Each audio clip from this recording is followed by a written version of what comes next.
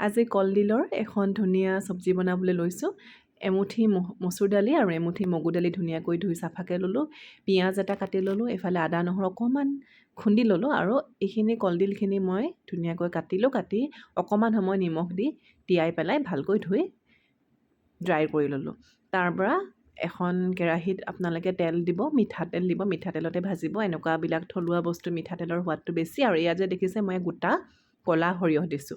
ক'লা গোটা সৰিয়হ তেল মাৰিলে ভাল লাগে এনেকুৱা ভাজিত। আৰু গোটা জিৰা কেইটামান দিছোঁ।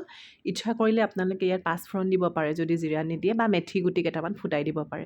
আৰু পিঁয়াজ এটা ধুনীয়াকৈ ভাজি ল'লোঁ। আটাইবোৰ ভাজ খোৱাৰ পিছত মই ইয়াত দি দিলোঁ কাটি লোৱা কলডিলখিনি। কলডিলখিনি মিহিকৈ কাটি এটা বাচনত নিমখ অলপমান দি পেলাই মই তিয়াই থৈছিলোঁ অকণমান সময়। তাৰপৰা ধুনীয়াকৈ পানীখিনি টুকি ল'লোঁ, বেছি পানী থাকিব নিদিব। আৰু এইফালে দিলোঁ নিমখ আৰু হালধি আন্দাজমতে। একেবাৰে সহজ হয় এইখন ভাজি বনোৱাটো আৰু একদম সোনকালে হৈ যায়। এয়া দিলোঁ মচুৰ দালি আৰু মগু দালি। আপোনালোকে বেলেগ ধৰণৰ দালি দিব পাৰে, কেতিয়াবা বুট দালি দি বনাব পাৰে বা ৰহৰ দালি কেইটামানো দিব পাৰে। দালি মই দিয়াৰ কাৰণটো হৈছে দালিৰ লগত কলডিলৰ যিটো কম্বিনেশ্যন হয়, ডাঠকৈ বা থুপথুপীয়াকৈ বনালে খাবলৈ বিৰাট বেছি ভাল লাগে। মই নিজে ব্যক্তিগতভাৱে ভাল পাওঁ আৰু আশা কৰোঁ আপোনালোকেও ভাল পাব, ট্ৰাই কৰি চাব।